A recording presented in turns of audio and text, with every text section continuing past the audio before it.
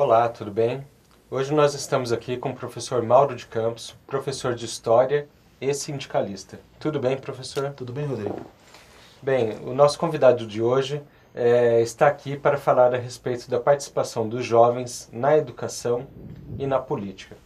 Professor, o que o senhor tem a nos dizer a respeito desse assunto tão importante que é a participação dos jovens, tanto na educação como no exercício da cidadania e da política? Bom, hoje o que nós temos a dizer sobre esse assunto é que os jovens, dentro de uma perspectiva até adotando dois artigos que nós analisamos, um da Eliane Brum, que nos fala sobre a crença da felicidade, se é um direito, e outro dos professores Humberto Dantas e Caruso, que nos fala sobre a politização nas escolas. Eu acredito que o índice de politização na escola hoje, ele é bastante reduzido, ou seja, nulo. Uma vez que o resultado que nós temos hoje, em relação a esse processo, é que o governo, os gestores públicos hoje se preocupam muito mais com a questão quantitativa das escolas do que a questão da qualificação do ensino. Quais são os exemplos? Os exemplos é que o processo de politização, o processo de educação para a cidadania, com base até no que nós estamos vendo hoje, o que está sendo aplicado ao ensino hoje, ele está bastante reduzido. Ou seja, não há uma preocupação do gestor público em se qualificar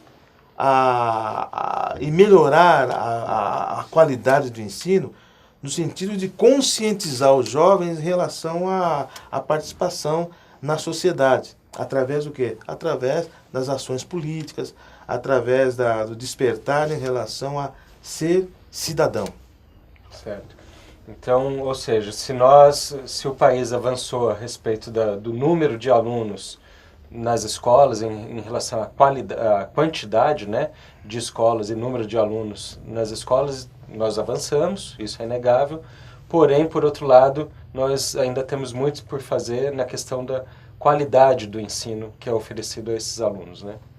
Seria mais ou menos isso. E dentro dessa qualidade, o despertar da necessidade da participação política e cidadã desses jovens na construção do país, seria isso?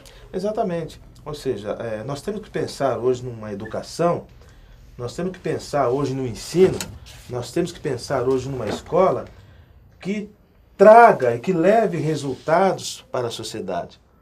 No sentido de despertar lideranças, no sentido de despertar jovens aptos e com habilidades necessárias a exercer os papéis dentro de um processo político que nós temos hoje. Nós temos aí alguns exemplos assim que, por exemplo, a questão da ocupação das escolas foi baseada num protesto dos alunos em relação ao projeto que o governo, no caso do Estado de São Paulo, apresentou em relação ao redimensionamento, a redução, o fechamento de escolas. Efetivamente, esse protesto dos alunos não representou apenas o fim do processo, do projeto do governo, mas a ação política. Ou seja, os jovens se organizaram, os jovens se reuniram, os jovens se cotizaram exatamente para poder ocupar as escolas, né, e evitar, através desse ato político, né, uma ingestão do governo do Estado de São Paulo em relação a isso. Certo. E, professor, a respeito de como esses jovens lidam com as suas frustrações e com as novas tecnologias, ao que parece, esses jovens eles têm muito mais habilidade para lidar com a questão das novas tecnologias, essas novas ferramentas. Por um outro lado, eles parecem estar um pouco patinando nas relações humanas, nas suas frustrações de projetos. Seria mais ou menos isso que o texto da Eliana Blum dizia a respeito desse assunto? Ela nos fala a dificuldade que o jovem tem em lidar com as frustrações. Ou seja, fala que a crença que a felicidade é um direito, mas acontece que esse direito ele tem que ser exercido conforme uma ação política.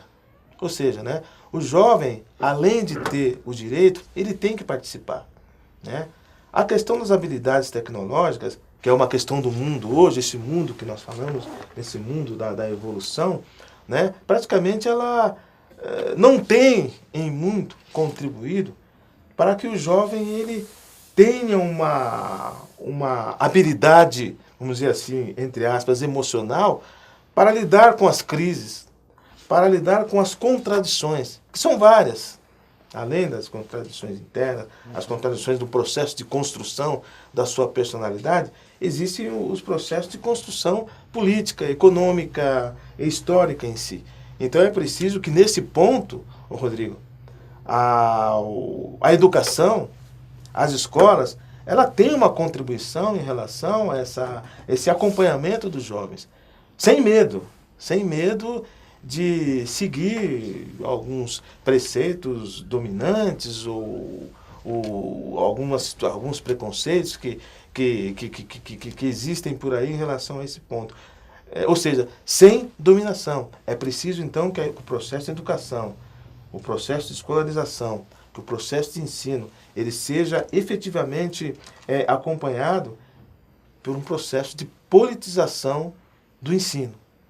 É assim que nós vamos criar cidadãos mais conscientes em relação aos desafios que esse mundo hoje nos traz. Pois bem. Agradeço a sua participação, professor. Faremos uma pausa e sobre o assunto das ocupações nós retomaremos num segundo bloco. Obrigado.